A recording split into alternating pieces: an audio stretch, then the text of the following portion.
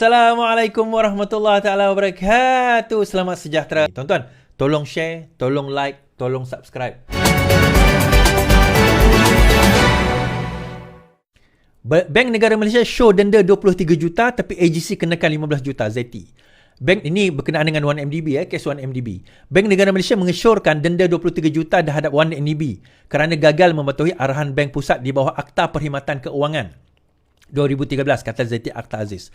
Saksi berumur 76 tahun itu berkata untuk mengenakan penalti, BNM memerlukan persetujuan atau kebenaran AG pada waktu itu. AG menolak jumlah yang disyorkan oleh kami. Kami mengesyorkan 23 juta namun AG mengurangkannya kepada 15 juta katanya. Saksi pendakwan keempat Wanam itu berkata demikian ketika ditanya Peguam Utama Najib Razak Muhammad Syafiq Abdullah pada perbicaraan bekas Perdana Menteri itu yang membabitkan dakwaan penyelewengan 2.3 bilion dana. Soal jawab itu berlaku. ZT mengatakan, bagi mendenda 1MDB, kami memerlukan persetujuan ataupun kebenaran Peguam Negara. Dan Peguam Negara menolak denda yang disyorkan oleh Bank Pusat, kata beliau. Alright. Syafi'i bertanya, berapa jumlah denda yang disyorkan oleh Bank Negara Malaysia? ZT kata 23 juta. Syafi'i kata, ini dikurangkan kepada 15 juta? ZT kata, ya betul. Pada 2016, Bank Negara Malaysia dilaporkan telah mengeluarkan surat compound kepada 1MDB kerana gagal mematuhi sepenuhnya arahan dikeluarkan oleh Akta Perkhidmatan Keuangan yang adalah antara tindakan takhir oleh ZT sebelum bersara sebagai Gubernur BNM. Kemudian 2018, Gubernur Bank Negara Nur Samsiah Muhammad Yusof mendedahkan bahawa 1MDB telah didenda 15 juta. Antara 27 Julai 2015 dan 2018, Peguam Negara ketika itu ialah Muhammad Apandi Ali. Sebelum ini, semasa pembicaraan 1MDB di hadapan Hakim Colin Lawrence Sequeira, ZT memberi keterangan bahawa Apandi pada tahun 2015 tidak menerima cadangan Bank Negara untuk mendakwa bekas Ketua Pegawai Eksekutif 1MDB Syarul Azral Ibrahim Halmi serta dua lagi bekas eksekutif firma itu, Casey Tang dan Nick Faizal Arif Kamil.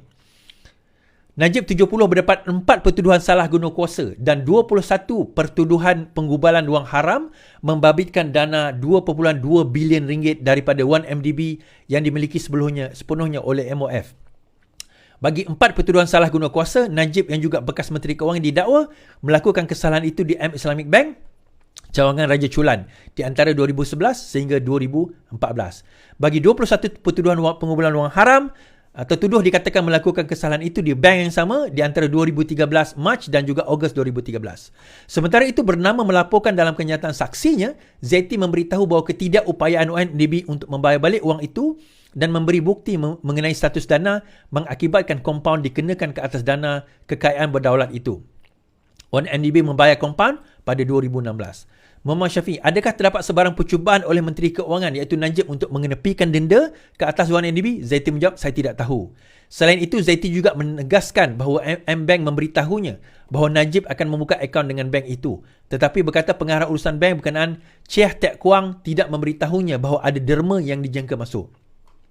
ZT sekali lagi menegaskan bahawa Bank Pusat tidak menjalankan kajian sewajarnya ke atas akaun individu dan itu adalah kewajipan institusi keuangan masing-masing. Maksudnya Bank Pusat tak tengok akaun individu, itu tugas bank-bank lah. Kedatangan ZT dilihat bercanggah dengan keterangan Chiah sebelum ini dalam perbicaraan NDB yang sama apabila katanya dia telah memberitahu ZT mengenai derma yang dikatakan akan tiba. So, Chiah kata dia bagi tahu ZT, tapi ZT itu tak ada pun. Chiah pada 2022 memberitahu Mahkamah Tinggi bahawa dia telah mengikuti arahan pengurusi M-Bank dan pergi ke rumah Najib untuk memberitahu Najib dengan dokumen pembukaan akaun bank dan Najib mendakwa akan ada 100 juta USD derma datang dari Arab Saudi untuk beliau khusus bagi pelaksanaan aktiviti berkaitan Islam. So perkara itu tidak, kalau kita tengok perkara itu tidak di-inform kepada Bank Negara Malaysia dan itu antara sebab lain kenapa Najib kemudian didenda pada tahun 2000. Kalau kita tengok sini pada 2016 sebelum ZT meletak jawatan ataupun bersara, pada tempoh itu beliau telah didenda sebanyak kalau kita tengok cadangannya 23 juta tapi kemudian AG menolak dan meletakkan hanya 15 juta denda tersebut yang kemudian dibayar.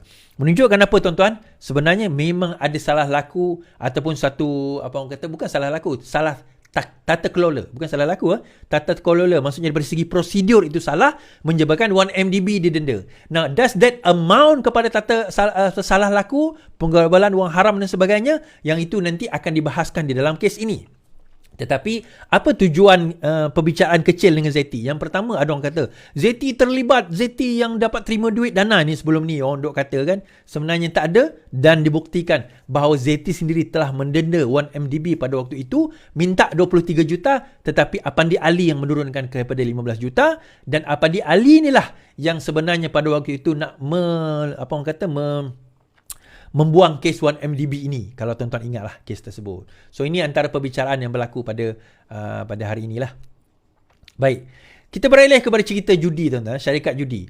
Nah, baru-baru ini ada timbul kan, saya kata bahawa Perdana Menteri mendedahkan bahawa ada parti politik yang menerima dana judi. Menerima dana judi. Dan pada masa itu PAS kata, I think Perikatan Nasional ke PAS, saya tengok salah satu kata, dia akan saman Perdana Menteri, akan saman Anwar Ibrahim. Sampai sekarang, setakat Ogos, tidak ada saman lagi yang ditujukan kepada Anwar Ibrahim. Kita tak tahu kenapa. Setakat Ogos, tidak ada saman terhadap Anwar Ibrahim dilakukan. Kejap tuan-tuan, saya ada masalah dengan TikTok saya. Kejap.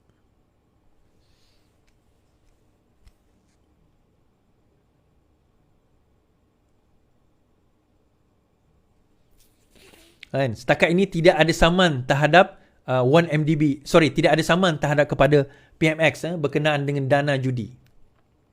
Tidak ada saman terhadap PMX terhadap dana judi yang dikatakan yang dia orang nak saman lah kononnya sebab itu ini dan sebagainya.